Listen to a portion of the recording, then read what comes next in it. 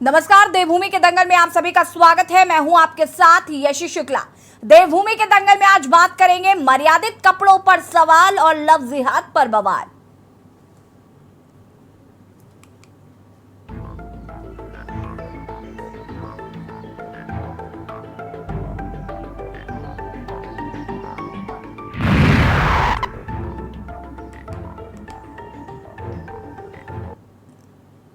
उत्तराखंड में लव जिहाद पर सियासत के साथ ही तनाव भी बढ़ता जा रहा है। दरअसल राज्य के उत्तरकाशी जिले में मुस्लिम युवक द्वारा नाबालिग हिंदी युवती को भगाने की कोशिश का मामला लगातार तूल पकड़ता जा रहा है। उत्तरकाशी में बढ़ते तनाव के कारण मुस्लिम व्यापारी अपनी दुकान खोलने से डर रहे, तो कुछ ने तो शहर ही छोड़ दिया है।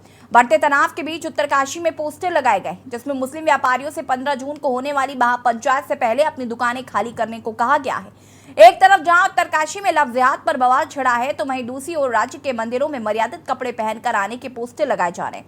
टपकेश्वर महादेव मंदिर में लगे पोस्टर में अमर्यादित कपड़ों में प्रवेश करने पर रोक लगाए जाने की बात कही गई है। इसके साथ ही राज्य के अन्य मंदिरों में अमर्यादित कपड़ों पर रोक का फैसला लिया गया है। आज हम इसी मुद्दे पर चर्चा करेंगे। उससे पहले रिपोर्ट देखिए।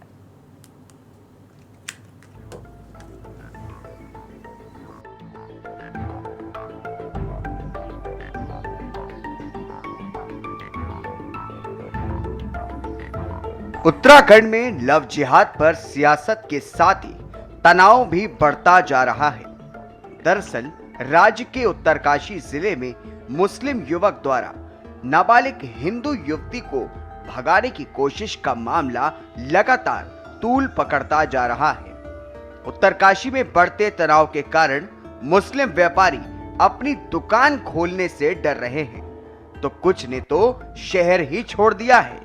बढ़ते तनाव के बीच उत्तरकाशी में पोस्टर भी लगाए गए हैं जिसमें मुस्लिम व्यापारियों से 15 जून को होने वाली महापंचायत से पहले अपनी दुकानें खाली करने को कहा गया है।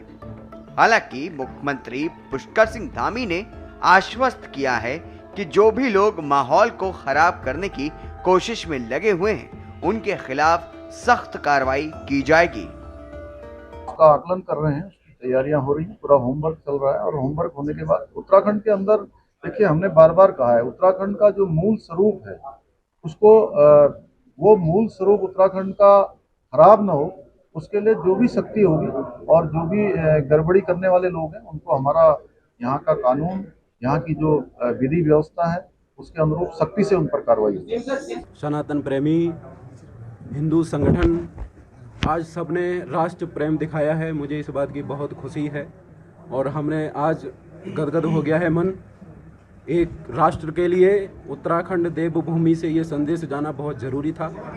आए दिन की घटनाएं सब देख रहे हैं और हृदय कांप रहा था।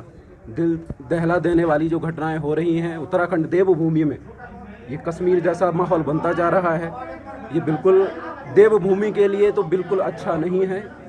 और आज हमने सबने मिलकर के एक जुलूस प्रदर्शन किया एकता के लिए बड़ी शांति से, जिसमें किसी भी व्यक्ति के या विधर्मियों से और कैसे भी असामाजिक तत्वों से कैसा भी कोई व्यवधान नहीं हुआ।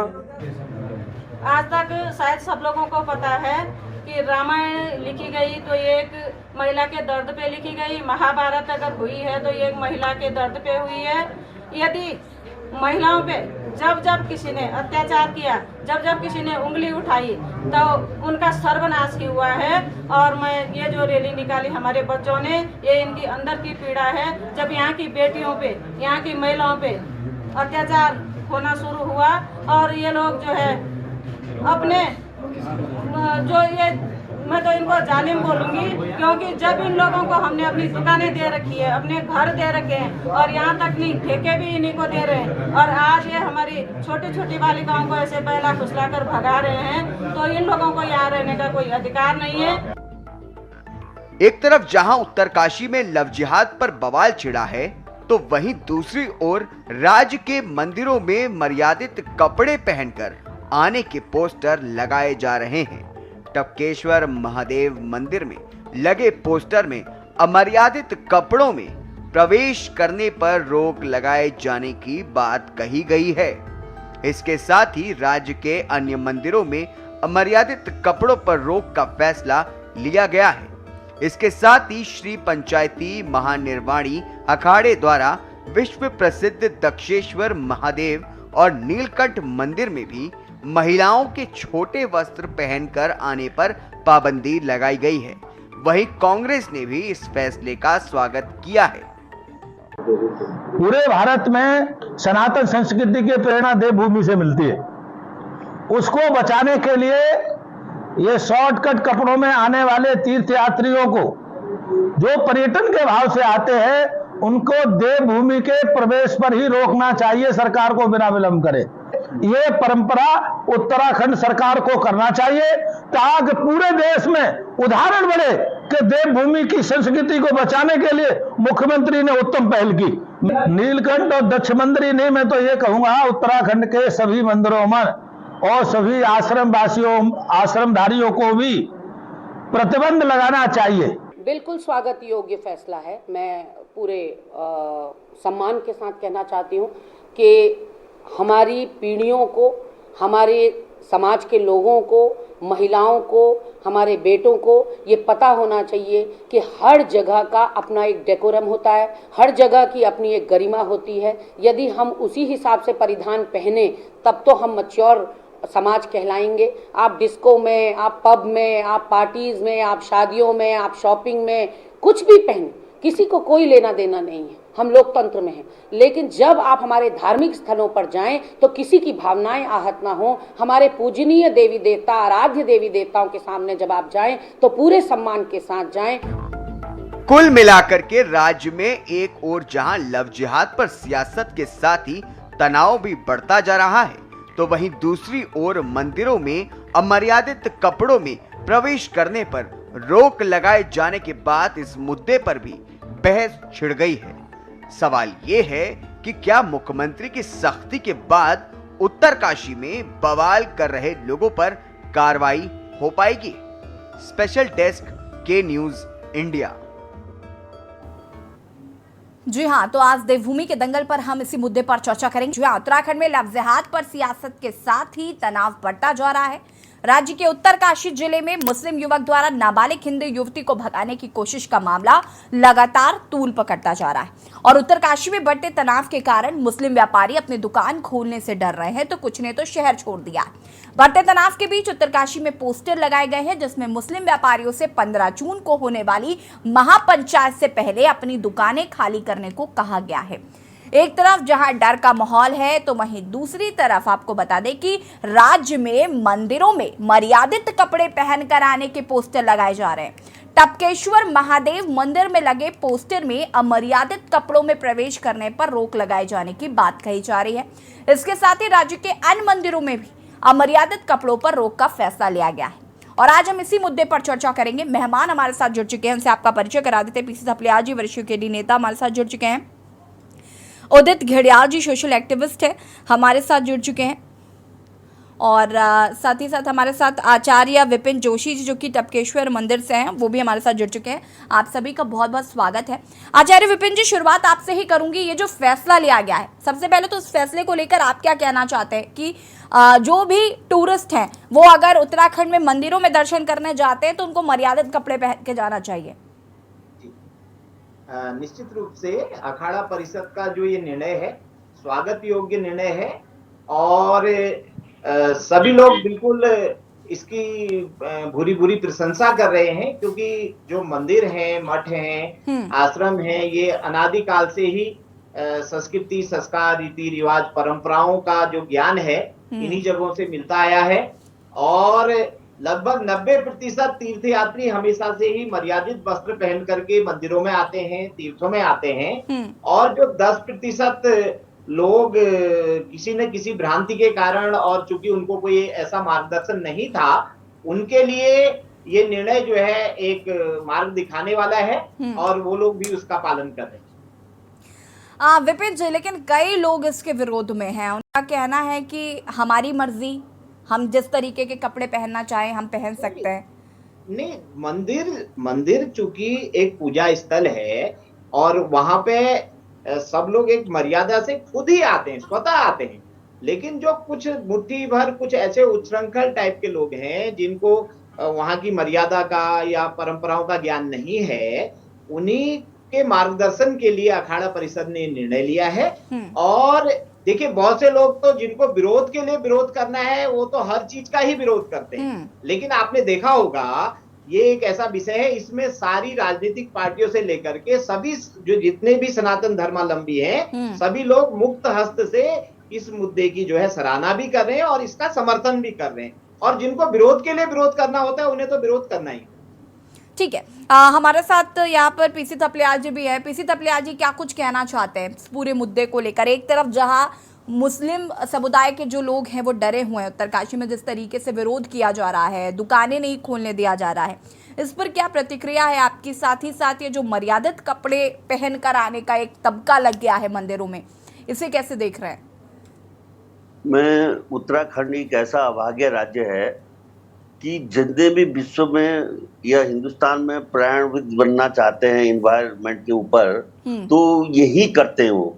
और इस समय हिंदुत्व का भी सबसे बड़ी प्रयोगशाला उत्तराखंड बन चुकी है, क्योंकि पूरा देश में आप जब झांकते हैं हम, तो ना तो यूपी वालों के डर लग रहा है मुसलमान उनकी लड़कियों को भगा के ले जा रहे हैं, ना हरियाणा वालों को डर लग रहा है कि मुसलमान उनकी लड़कियों को भगा के ले जा रहे हैं, न हिमाचल वालों को डर लग रहा है ये उत्तराखंड की लड़कियों की क्यों भगा रहे हैं, ये चिंता का विषय है। यानी हम ऐसे लोग हैं कि हमने अपनी महिलाओं का पल्लू पकड़कर पृथक राज्य उत्तराखंड की लड़ाई लड़ी, उनको आगे लड़कर, और आज दिन तक हम उनको जो रामपुर तिराहे पर उनके साथ हुआ उसका न्याय नहीं दिला पाए। अब वही पल्लू पकड़कर एक ऐसी राजनीति पनपाने की कोशिश की जा रही है इस देश में कि महिलाओं को आगे करके कि साहब वो भगा रहे हैं। मैं देख रहा था कि एक छोटी सी लड़की माइक पकड़ के दौड़ रही है फेरी वालों के पीछे सिलोगी में और कह रही है कि तुम भागो, तुम हमारी लड़कियों को और हमारी, अरे तू भी तो लड़की है, तेरे को क्यों नहीं भगा के ले जा रहा हो?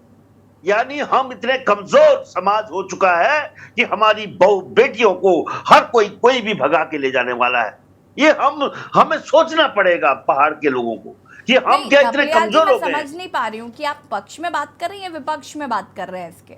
मैं खाली ये चिंता का विषय है मैडम कि एक दाग लग रहा है मेरे पहाड़ पे कि पहाड़ की बहू बेटियों को कोई भगा के ले जा रहा है, तो ये चिंता का विषय है।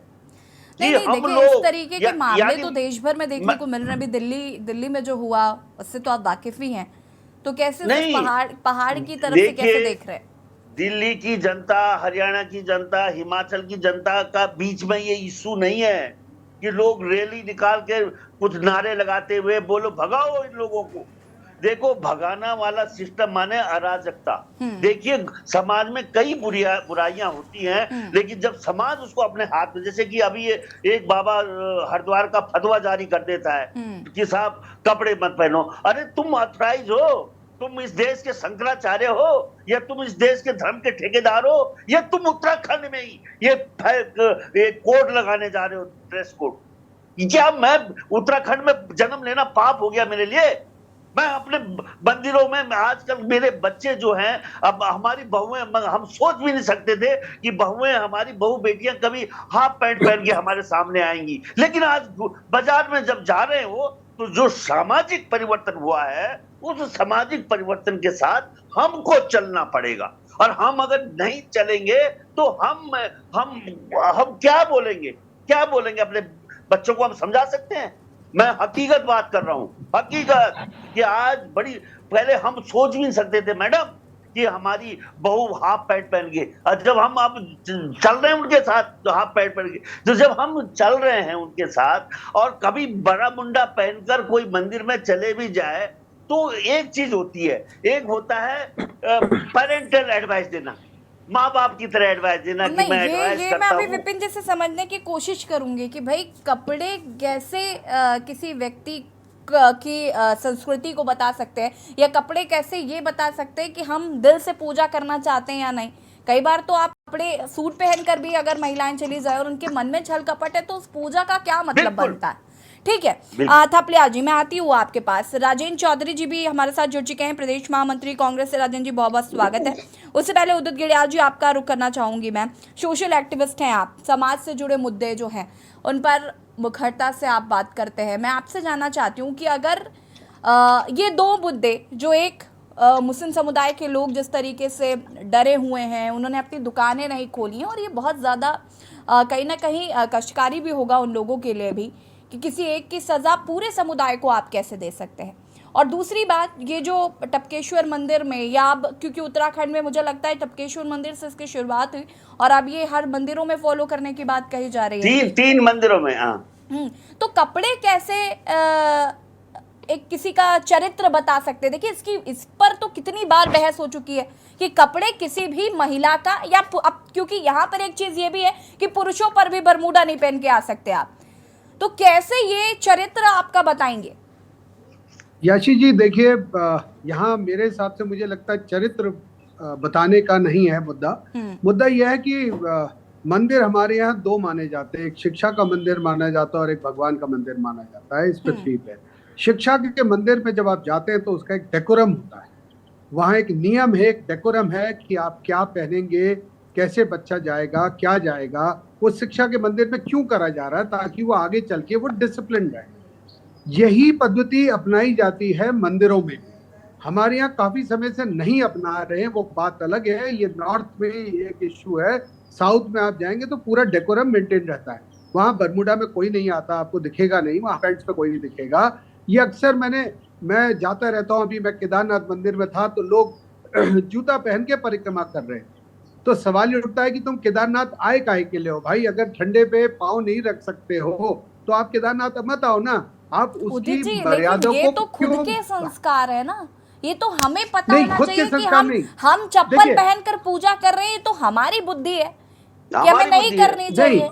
नहीं। लेकिन अगर कोई वो पहन कर आ रहा है, एक सेकंड, अगर कोई पहन कर आ रहा है तो हम और आप उसे कैसे टोक सकते हैं? ये तो देखिए ऐसा है, देखिए ये हमारे को शिक्षा मिलनी चाहिए। देखिए मैंने फिर बोला, शिक्षा के मंदिर में आपका पूरा डेकोरम होता है, आपके ड्रेस कोड होता है, आपको वहां पर ये बताया जाता है कि यहाँ थूके ना, यहाँ ये ना करें।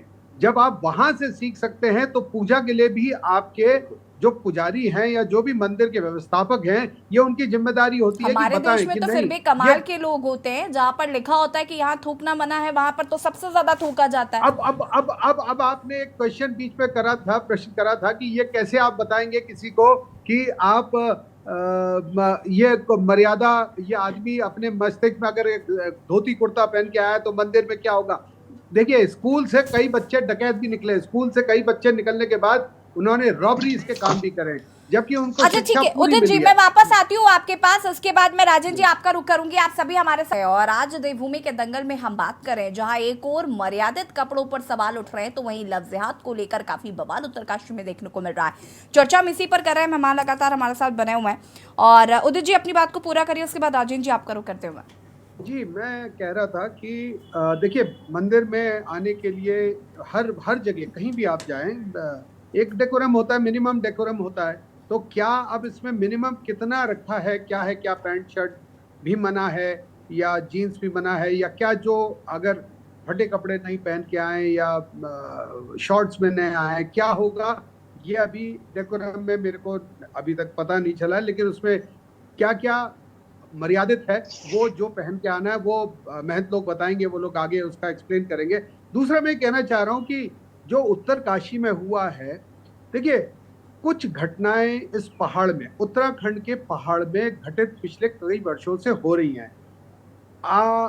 उसमें जो माँ बाप हैं, पिता हो सकता है कि बाहर पोस्टिंग में हो, कहीं पर पुलिस में, फौज में या किसी और पोस्टिंग में हो, माँ ही परिवार को देख रही है।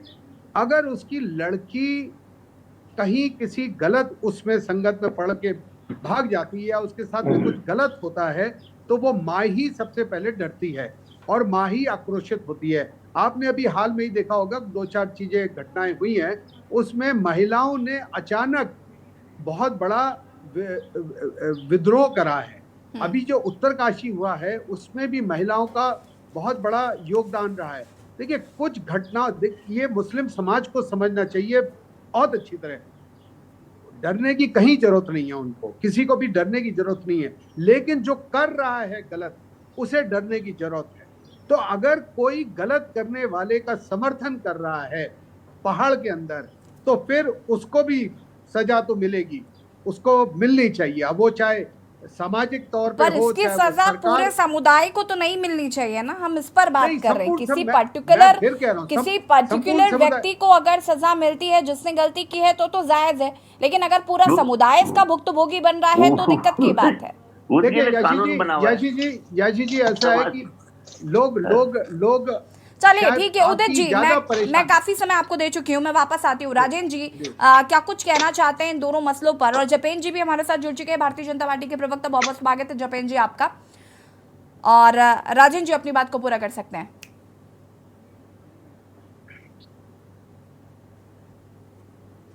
अनम्यूट कीजिएगा राजेंद्र जी।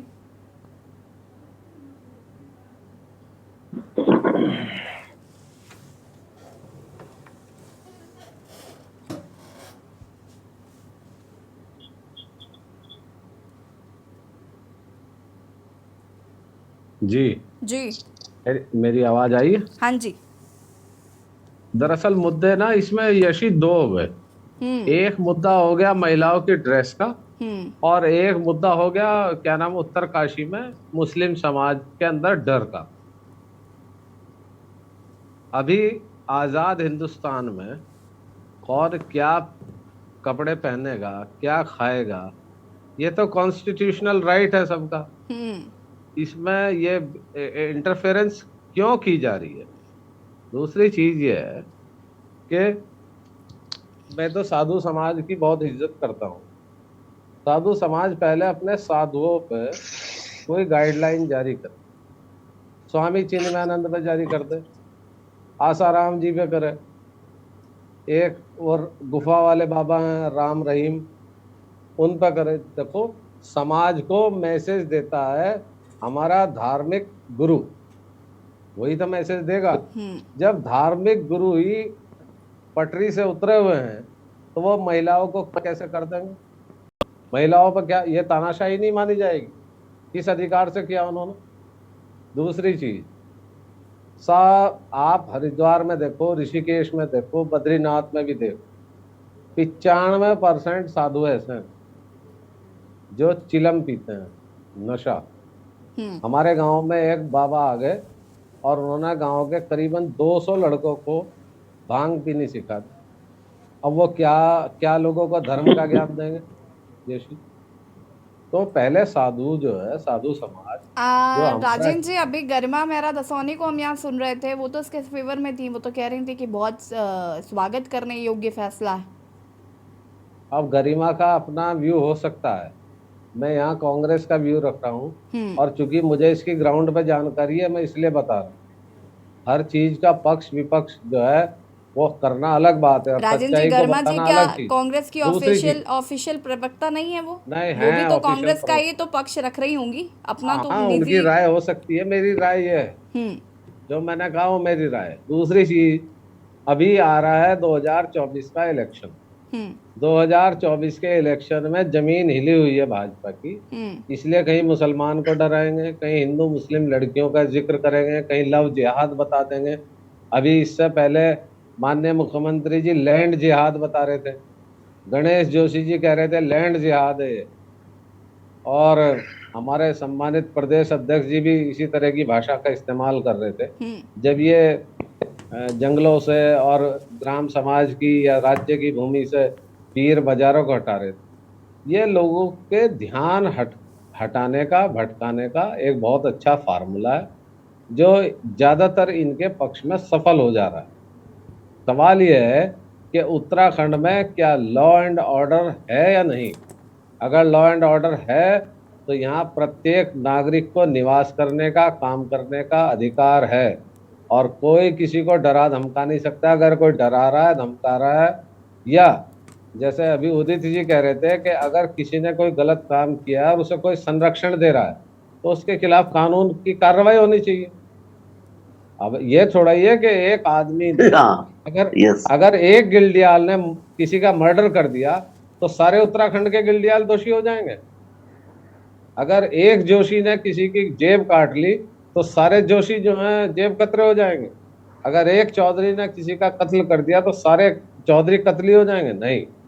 हिंदुस्तान में कानून है, और बहुत दुख की बात है कि पिछले कुछ दिनों से कानून के प्रति भी लोगों के मन में शंका पैदा हुई है, वरना इस देश का प्रत्येक नागरिक ये कहता था कि मैं तुम्हें कोर्ट में देख लूँ। बड़े बड़े मंत्रियों को, बड़े बड़े अधिकारियों को पुलिस पे इस्तगासे होते थे, पुलिस पे दावे होते थे, अधिकारियों के, कलेक्टर के, एसडीएम के किए गए प्रशासनिक आदेशों को लोग चैलेंज करते थे। लेकिन आज नहीं हो रहा। आज तो अगर कोई करेगा तो बुलडोजर उसके घर खड़ा। ये बहुत दुर्भाग्यपूर्ण है। ठीक है राजेंद्र जी, मैं वापस आती हूँ, इसके बाद जपेंद्र जी आपका रुख करूंगी। आप सभी हमारे साथ बने रहिए, चर्चा को आगे बढ़ाएंगे। रुकेंगे एक छोटे सा। और देवभूमि के दंगल में आज हम बात कर रहे हैं मर्यादित कपड़ों पर सवाल तो वहीं लफ्ज़ियात पर बवाल। चर्चा इसी पर, और मैं लगातार हमारे साथ बने हुए जपेंद्र जी का मैं यहाँ पर रुख करना चाहूंगी। जपेंद्र जी, क्या कहना चाहते हैं इस पूरे मामले पे? एक और जहां पर मुस्लिम समुदाय के लोग डरे हुए हैं, व्यापारी अपनी दुकानें नहीं खोल रहे हैं, ये कैसा व्यवहार है? किसी एक की सजा पूरे समुदाय को मिल रही है, इस पर क्या कार्रवाई, क्या एक्शन आपकी तरफ से लिया जा रहा है?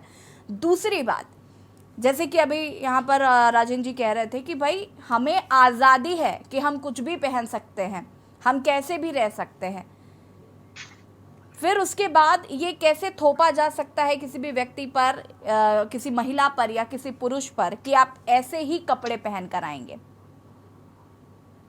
यशी जी, आज की हमारी डिबेट का विषय है धार्मिक स्थलों पर मर्यादित कपड़े और लव जिहाद जी। और मैंने कुछ और सवाल पूछ लिए क्या आपसे? नहीं, आपने कुछ नहीं पूछा। हम विषय पे बात कर रहे हैं और आपके ही सवालों का जवाब दे रहे हैं। और हमने अभी सभी अपने प्रवक्ता साथियों को बारी बारी से सुना और उनके मनोभावों को समझने का भी प्रयास किया। देखिए, सबसे पहले हम मर्यादित कपड़ों पे आते हैं। तो जो हमारी सनातन संस्कृति के अंदर एक धार्मिक स्थलों पर वस्त्रों को लेकर या पहनावे को लेकर 1950-55 के बाद जो एक उन्मुखता आई है, तो वो केवल हमारे सनातन समाज में आई है।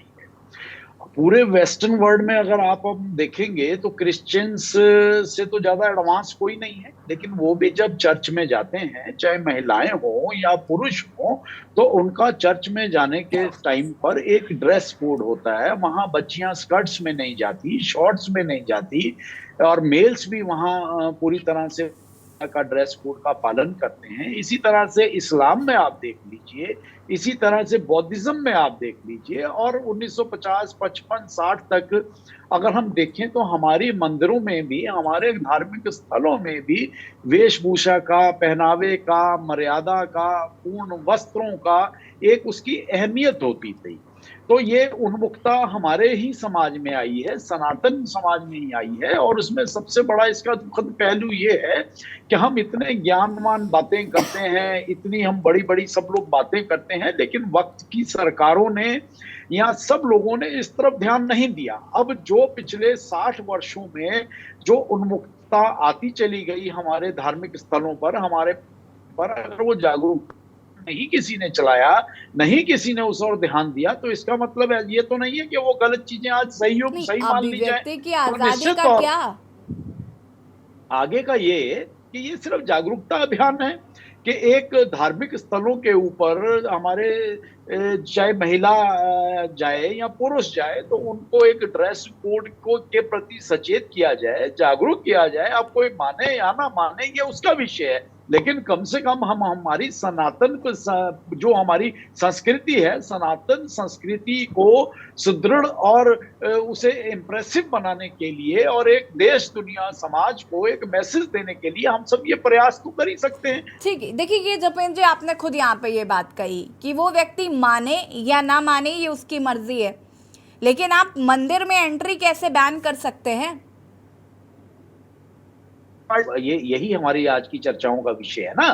तो ये जागरूकता अभियान और ये सारी चीजें जो चल रही हैं, तो निश्चित तौर पर उन सब लोगों को उसमें आगे आना चाहिए। और अब हमारी मैं तो हम सब सनातन से संबंधित ना, तो अपनी सनातन संस्कृति की मजबूती और उसकी खूबसूरती को पूरी दुनिया के सामने लाने की दृष्टि से ये हम सबका दायित्व है। ये केवल भारतीय जनता पार्टी का दायित्व नहीं है, या भारतीय जनता पार्टी से जुड़े हुए लोग या उन सामाजिक या धार्मिक संगठनों का ही दायित्व नहीं है, ये प्रत्येक हिंदुस्तानी का दायित्व है। और हम सबको अपने दायित्वों को समझते हुए, उसकी कर्तव्यों का निर्वाह करते हुए, अपनी संस्कृति को खूबसूरती से, मजबूती से और एक मर्यादा में आगे बढ़ाते हुए हम सब लोगों को इस प्रयास में साथ देना चाहिए, और इसमें कहीं भी कुछ अनुचित नहीं है। ठीक है, अब मुस्लिम समुदाय पर आते हैं। मुस्लिम समुदाय को जिस तरीके से डरे हुए हैं, कई लोग शहर छोड़कर चले गए हैं, इस पर क्या कहना चाहते हैं? देखिए लव जिहाद एक बहुत ऐसा अहम मुद्दा है, और ये सिर्फ उत्तराखंड से संबंधित ही नहीं है। हम अमूमन अगर हम देखते हैं, जो मानसिकता के लोग हैं जिन्होंने, देखिए धर्म कोई भी बुरा नहीं होता और कोई भी धर्म बुराई नहीं सिखाता, लेकिन पीरों फकीर के इस्लाम से बाहर निकलकर जब से कट्टरपंथी, अलगाववादी और देश को तोड़ने वाली शक्तियां उसकी ठेकेदार बनी हैं, तब से देश के अंदर, चाहे हम गजवाए हिंद की बात करें या लव जिहाद की बात करें या लैंड जिहाद की बात करें, तो ये भी एक ऐसे मुद्दे हैं जो प्रत्येक देशवासी को सचेत भी करते हैं और इससे राज्य प्रभावित भी हो रहे हैं। तो आज लव जिहाद और लैंड जिहाद के मामलों को लेकर उत्तराखंड पिछले 20 वर्षों से प्रभावित हो रहा है। तो आज डरने की किसी को आवश्यकता नहीं है। जिसका मन साफ है, जिसके अंदर राष्ट्रीयता कूट कूट कर भरी हुई है, जो अपने धर्म, अपने समाज के अलावा दूसरे धर्म को भी सम्मान की दृष्टि से देखता है, उसे भी सम्मान देता है, तो उसे भय की जरूरत ही नहीं। भय तो वो खाएगा ना जिसने गलत करा है, जिसके यहाँ दिमाग में कोई खुराफात नहीं। तो ये जो पोस्टर चस्पा किए गए हैं, जहाँ पर कहा गया है कि आप अपनी दुकानों को खाली कर दीजिए, भय तो व्याप्त करने की कोशिश की जा रही है। हाँ राजेंद्र जी, देखिए अगर कहीं छुटपुट कोई इस तरह की घटना हुई है तो उसमें शासन प्रशासन संज्ञान लेता है, लेकिन यहाँ छोटी सी चिंगारी को बड़ी आग बनने में ज्यादा देर नहीं लगती। जपेन जी रुकिए, आती हूँ मैं। राजेंद्र जी, मात्र रूप से है राजेंद्र जी, दिमाग में खुराफात, ये गलत एंगल से इन चीजों को बढ़ावा देते। यशी, मैं आपके माध्यम से पूछना चाहता हूँ इस राज्य की सरकार से कि जिन लोगों ने ऐसे पोस्टर लगाए, जिन्होंने वहां लोगों को कहा कि भाग जाओ, ये करो वो करो, ऐसे कितने लोगों के खिलाफ कानूनी कार्रवाई? ये सवाल मैं पूछ चुकी हूँ पहले, जपेन जी से मैंने पूछा, अभी तक नहीं, तो जवाब तो मिलेगा ना कि उसका नहीं मिलेगा भाई, या नहीं हुई, कहाँ गिरफ्तार जपेन जी जवाब नहीं होनी चाहिए। यशी, मेरा सवाल एक और भी है कि क्या कार्रवाई करनी भी चाहिए या उन्हें एक एक्सक्यूज है? अभी जैसे प्रेमचंद अग्रवाल जी ने एक बंदे की टुकाई कर दी, उसी के खिलाफ मुकदमा। ठीक है राजेंद्र जी रुकिएगा, जपेन जी जवाब दीजिए, इसके बाद में विपिन जोशी जी आपका रुख करूंगी। देखिए अभी हमारे साथी प्रवक्ताओं ने बड़े विस्तार से बताया, हम नहीं कह रहे, उन्होंने बताया कि महिलाएं उत्तेजित हैं, महिलाओं की जिम्मेवारी होती है अपनी बच्चियों की सुरक्षा, उनकी शिक्षा दीक्षा, और जब पहाड़ में इस तरह की घटनाएं निरंतर हो रही हैं तो जनता में कहीं ना कहीं गुस्सा और हमारी मातृशक्ति का जो एक और इसे आप जायज ठहरा रहे हैं। ये नहीं, अब हमारी बात पूरी होने दीजिए ना, बात पूरी होने दीजिए। तो हमें समाज के उस वर्ग की, उस मातृशक्ति की और पहाड़ की उस पीड़ा को समझना चाहिए और उस नासूर का इलाज करना चाहिए। हम किसी को बुरा नहीं कह रहे, लेकिन उस नासूर का इलाज होना आवश्यक है ताकि भविष्य में इस तरह की घटनाएं ना हो। राजेंद्र जी, यशी, हमारे जनपद हरिद्वार में मुस्लिम बहुत बड़ी तादाद में, यहाँ मुस्लिमों ने हिंदू लड़कियों से भी शादी की और हिंदू लड़कों ने भी मुस्लिम लड़कियों से शादी की। किसी मुसलमान ने किसी हिंदू लड़के को कोई थ्रेट नहीं की, किसी समाज ने नहीं की। ये आखिर जो है ये कुछ हमारी ही तरफ से ऐसा क्यों होता है? के लोग होते हैं जो इस तरीके की चीजें करते हैं। मैं आऊंगी, मैं राजेंद्र जी आती हूँ, आप सभी हमारे साथ बने रहिए। इसके बाद विपिन जी आपका रुख करूंगी मैं। और यहाँ पर बात करें तो देखिए, जैसे कि अभी यहाँ पर और भी लोग कह रहे थे कि ये अभिव्यक्ति की आजादी की बात है। हम भारत देश में रहते हैं जहाँ पर हमें कुछ भी पहनने की आज़ादी है, कुछ भी बोलने की आज़ादी। क्या हम यहाँ पर आपसे पूछकर कपड़े पहनकर आएंगे कि हमें क्या पहनना है, जो लिखा जा रहा है मर्यादित कपड़े पहन के आना? और सबसे बड़ी बात, ये मर्यादित कपड़े कौन से होते हैं, इनको कौन डिसाइड करता है? देखिए मैडम, जैसे हम आपकी डिबेट में शामिल हैं, एक डिबेट की भी उसका भी एक डेकोरम होता है, उसकी भी एक मर्यादा होती है।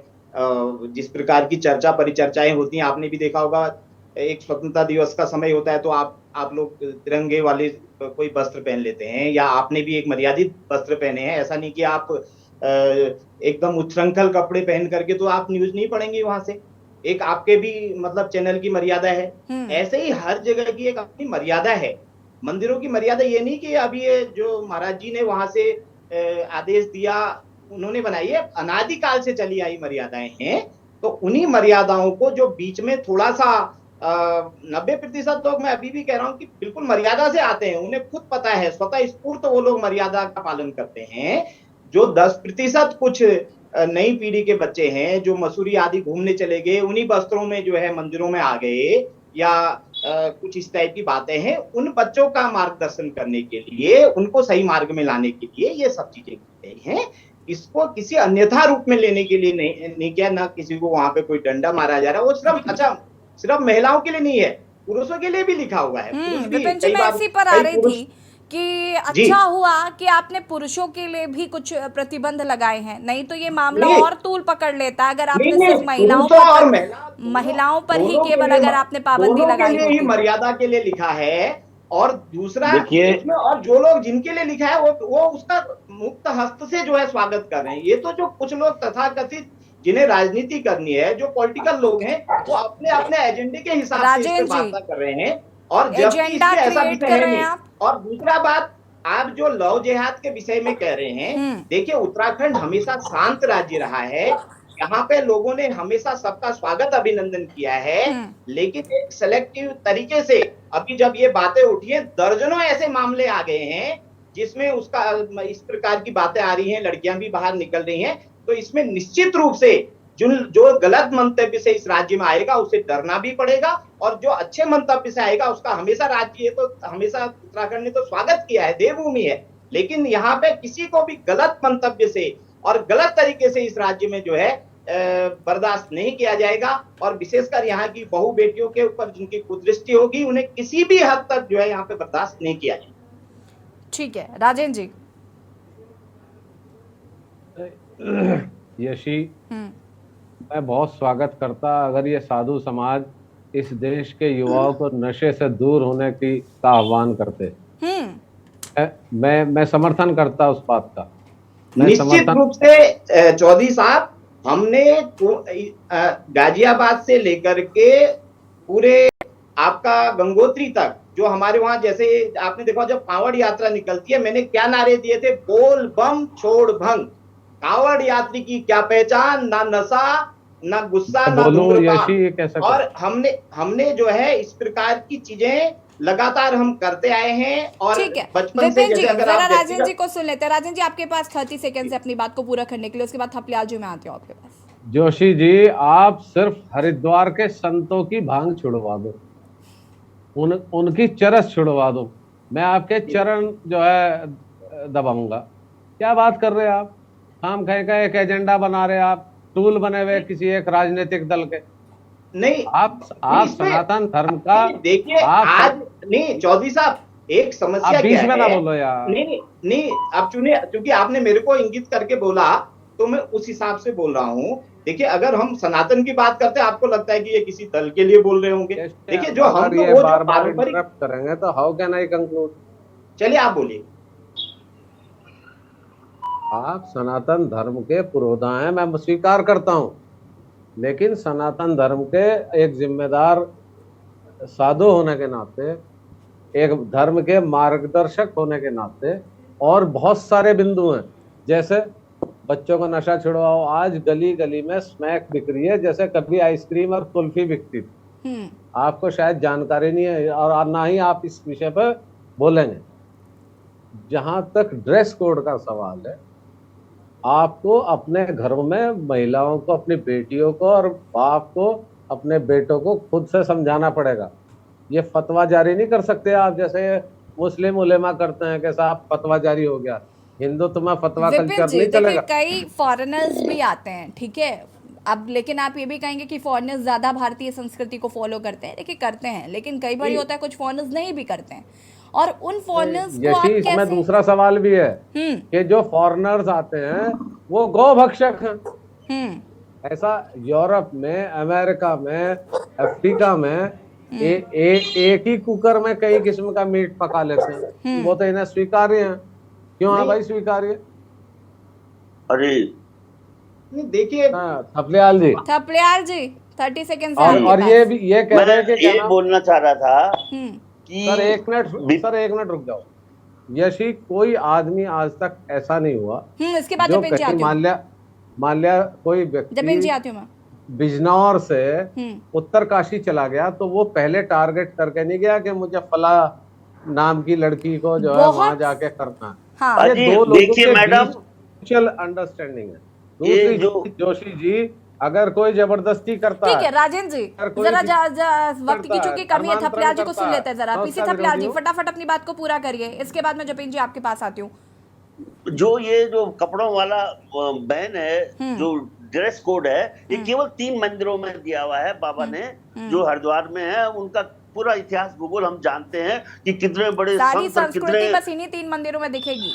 हाँ, दक्ष बोला, नीलकंठ बोला, ये अपना टपकेश्वर महादेव बोला। और टपकेश्वर महादेव के पल्ली छाल का एरिया विपिन जोशी जी का है, जो देवी का मंदिर है, वहां उन्होंने डेवलप किया है। तो उन मंदिरों में अभी ड्रेस कोड का ऑर्डर नहीं आया है, अभी टपकेश्वर में आया है और नीलकंठ में आया है। बहुत क्लियर होना चाहिए। अगर यहाँ पर विपिन जी बैठे हैं तो इसका मतलब है कि कुछ दिन बाद वहां पर भी लागू ही हो जाएगा। नहीं, विपिन जी का मंदिर पल्ले छाल है और वो पहले छोटा था, बड़ा काफी साइज बढ़ गया है। हम बहुत प्रणाम करते हैं उस जगह को, और वहां जाने के लिए बरमुंडा बहुत सुटेबल जगह होती है, क्योंकि बरमुंडा नदी पार करनी पड़ती है उनके मंदिर जाने के लिए। लेकिन दूसरा सवाल है कि मेरा भोलेनाथ स्वयं में नंगा धड़ंगा है, मैं अपने भोलेनाथ को फॉलो करूं कि इन बाबाओं का जिनका कोई चरित्र नहीं है, इनको फॉलो करूं? नहीं, ये इस तरीके से नहीं, वो उनका वो भगवान है और हम इंसान है, कुछ तो डिफरेंस है ही। भोलेनाथ, लेकिन मुझे ऐसा लगता है कि हर व्यक्ति को अपने कपड़े खुद स्वयं चुनने चाहिए और वो उसका अधिकार होना चाहिए कि वो क्या पहन कर आना चाहता है। जपेन जी अपनी बात को फटाफट पूरा करिए। थपलियाल जी मैं आती हूँ, वक्त की चूंकि कमी है। जपेन जी अभी राजेंद्र जी ने अपने वक्तव्य में एक बात कही और इन्होंने स्वीकार भी कर लिया कि ये मुस्लिम समाज में फतवा जारी हो जाता है, हमारे समाज में नहीं होना चाहिए।